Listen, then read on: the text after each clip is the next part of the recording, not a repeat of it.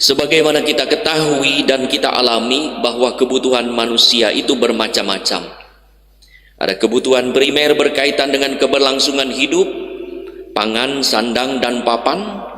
Kebutuhan sekunder berkaitan dengan menambah kesenangan dan kebahagiaan hidup, seperti hiburan, liburan, keamanan, dan kenyamanan. Serta kebutuhan tersier yang berkaitan dengan kenikmatan dan kemewahan, yaitu fasilitas wah dan megah dari kebutuhan primer dan sekunder. Kita berusaha memenuhi kebutuhan primer sebisa mungkin. Sayangnya ada orang yang karena alasan tertentu mengabaikan kebutuhan primer dan mengejar kebutuhan sekunder, bahkan tersier. Menahan makan tetapi menahan lapar, mencari kesenangan. Maka Yesaya 55:2 menulis, "Mengapakah kamu belanjakan uang untuk sesuatu yang bukan roti, dan upah jerih payahmu untuk sesuatu yang tidak mengenyangkan?" Orang lebih suka bermain kartu, berjudi daripada membeli makanan. Ada yang demikian. Melalui mujizat pengganaan roti, Yesus mengingatkan kita akan kebutuhan primer yang harus dipenuhi sebagai muridnya, yang tanpanya akan timpang, lumpuh, bahkan mati. Kita diajak bukan untuk sekedar mencari hiburan rohani, tetapi juga makanan rohani untuk jiwa kita, roh kita, sebagaimana tubuh kita membutuhkan roti, makanan jasmani, sebelum bisa menikmati kesenangan. Bagaimana mungkin kita dapat memperoleh hiburan dengan tepat kalau badan kita lemah tak berdaya? Itulah sebabnya Yesus meminta para rasul untuk memberi makan kebutuhan primer para pendengarnya. Tentu, kalau sudah dapat menikmati kebutuhan jasmani secukupnya, kita juga diajak untuk mencari roti surgawi. Yesus bersabda pada Matius 4:4, ada tertulis, manusia hidup bukan dari roti saja, tetapi dari setiap firman yang keluar dari mulut Allah. Saudara-saudari yang terkasih, kita bersyukur menyaksikan bahwa kian banyak orang Katolik yang aktif memberdayakan diri dengan mengikuti berbagai acara rohani, pendalaman iman, pendalaman Alkitab, devosi, webinar, persekutuan doa, mendengarkan berbagai homili dan renungan di mana-mana dalam kanal YouTube. Luar biasa, kita patut memujinya. Tapi sayang, dari mereka yang aktif di sana sini sampai kekenyangan istilahnya, ada yang tak bisa atau tak sempat mengikuti ekaristi dan menyambut tubuh Kristus seperti pada masa pandemi ini. Itulah bagi saya kejahatan iblis yang harus kita cermati, yang bisa mengelabuhi kita seolah-olah kita sudah terpuaskan oleh hiburan rohani hingga sehat dan selamat, tetapi sebetulnya kita bisa jadi kurus kering secara rohani karena tak menikmati makanan rohani, yaitu tubuh Kristus dalam perayaan Ekaristi yang adalah sumber dan puncak iman Katolik. Saudara-saudari yang terkasih, Yesus melihat bahwa orang banyak yang antusias mengikutinya kok mengabaikan kebutuhan badan mereka akan makanan. Tentu mereka lapar, butuh makan.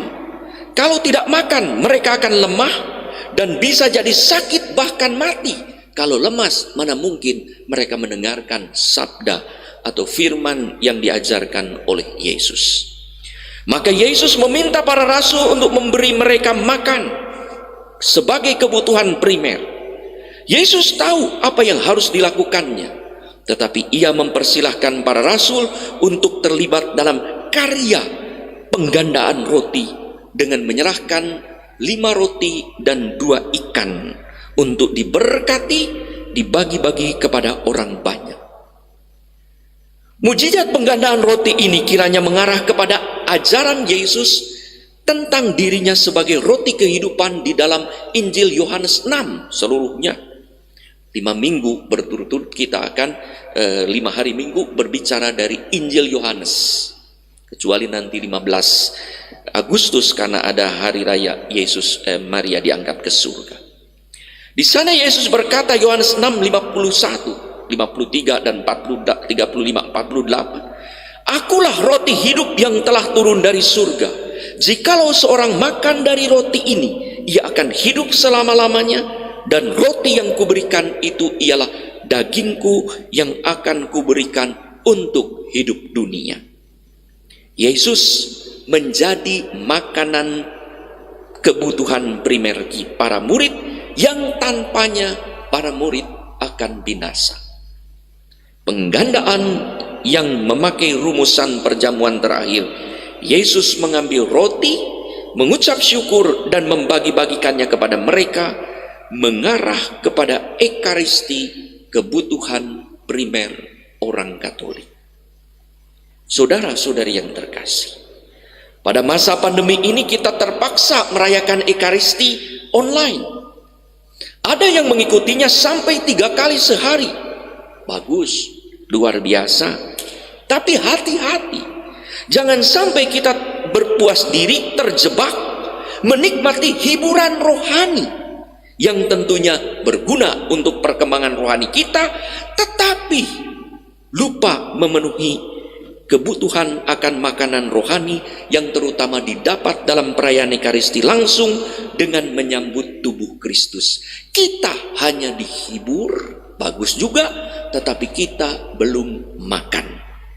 Marilah kita mencari jalan secara berani dan kreatif untuk memenuhi kebutuhan primer kita sebagai umat Katolik, menyambut tubuh Kristus secara pas dan pantas dengan merayakan Ekaristi, agar kita tidak dikelabui seolah-olah sudah terpenuhi kebutuhan primer kita dengan berbagai acara online, padahal kita loncat pada kebutuhan sekunder, menikmati hiburan rohani.